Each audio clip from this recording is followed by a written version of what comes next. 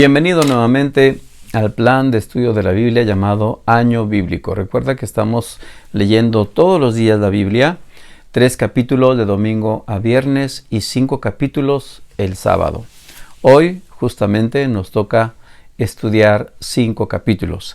Continuamos en el libro de Números y vamos a leer los capítulos 17, 18, 19, 20 y 21. El capítulo 17 presenta nuevamente la forma en que Dios manifiesta quiénes deben ejercer el liderazgo en su pueblo. Recuerda que ese fue el conflicto de la lucha entre Coré, Datán y Abiram, que eran levitas, que se rebelaron contra el liderazgo sacerdotal de Aarón y desde luego contra Moisés también. En el capítulo 17 Dios presenta una manera más clara, más objetiva de demostrar quién lleva el liderazgo. Y dice el relato que cada uno de cada tribu se eligió un representante y trajeron cada uno una vara. Se juntaron 12 varas de madera representando una a cada uno de las tribus de Israel.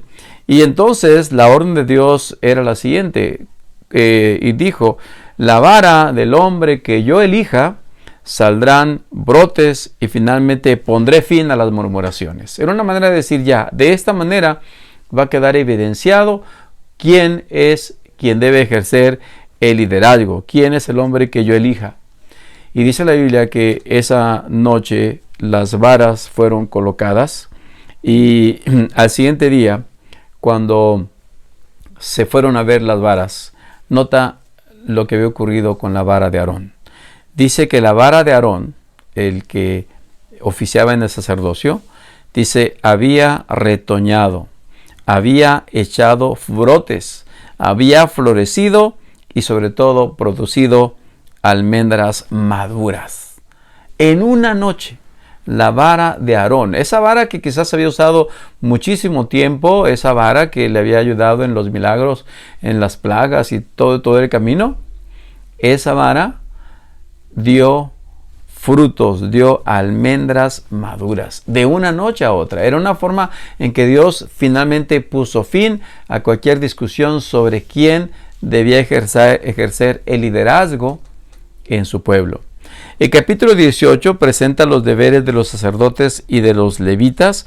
Debemos entender que los sacerdotes eran levitas también, pero solamente eran descendientes de Aarón. Y algo interesante cuando se empieza a asignar las distribuciones de tierra, bueno, aún cuando no ha llegado, pero en ese momento se elegiría. Recuerda que la tribu de Leví no aparecía en la distribución de las 12, y esto era porque la tribu de Leví tenía una porción especial. Dice el versículo 20 que los sacerdotes, los levitas, no recibirán ninguna asignación de tierra, porque ellos iban a vivir de las ofrendas que traían las demás tribus hacia el templo, hacia el santuario. De esta manera los sacerdotes se mantenían. Los sacerdotes, los levitas, dice, podrán servir en el tabernáculo y serán responsables de toda ofensa cometida contra el tabernáculo. Ellos serían simplemente los que tendrían esa responsabilidad. Por eso, cuando finalmente con Josué entran a la tierra prometida, la tribu de Leví no tiene un territorio, porque ellos estaban distribuidos en diferentes ciudades, porque oficiaban el sacerdocio y obviamente pues también recibían las ofrendas. Este capítulo es muy claro en relación con los diezmos que tenían que entregarse, no solamente de la cosecha, sino también los hijos. El primogénito era dedicado, pero no era el hijo, sino más bien la ofrenda que representaba al hijo. En el capítulo número 19 encontramos cómo Dios establece muy claramente cómo debe el sacerdote mantenerse limpio y qué tipo de agua se puede utilizar en la purificación. Pero quiero detenerme un poco más en el capítulo 20, que es el momento en el que nuevamente el pueblo de Israel empieza a pedir agua, posiblemente el camino era pues muy difícil, muy cansado. Empiezan a pedir agua, a exigir agua, y no solamente a eso, sino a recordar otra vez todo lo que ellos tenían en Egipto. Si tan solo hubiésemos muerto con nuestros hermanos, y empezaron a quejarse. Y en este momento Dios le da una orden a Moisés.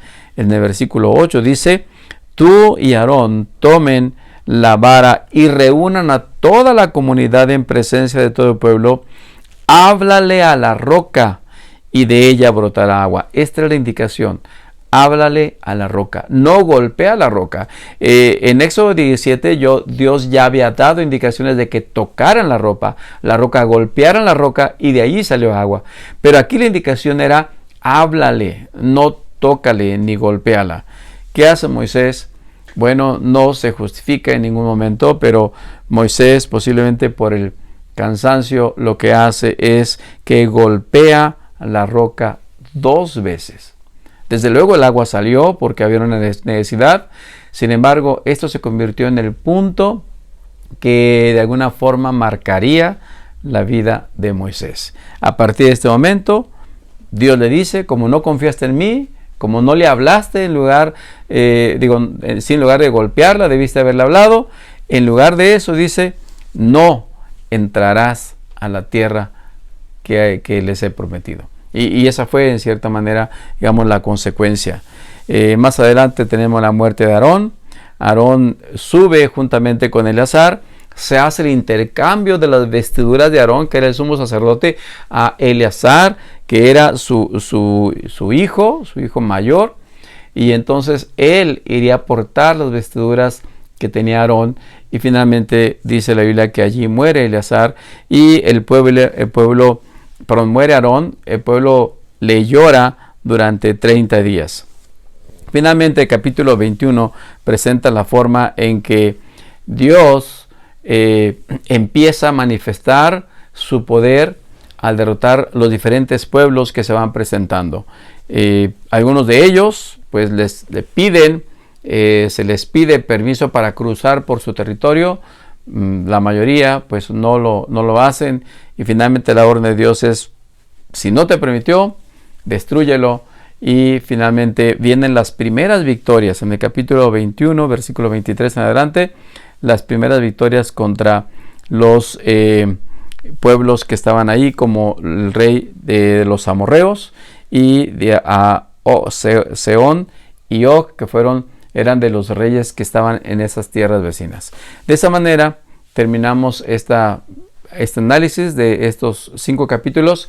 Quiero invitarte nuevamente para que sigas estudiando la Biblia, que hagas de esto tu primera tarea cada día. Que Dios te bendiga en este día y que la lectura de la palabra de Dios te pueda dar ánimo en todo lo que hagas.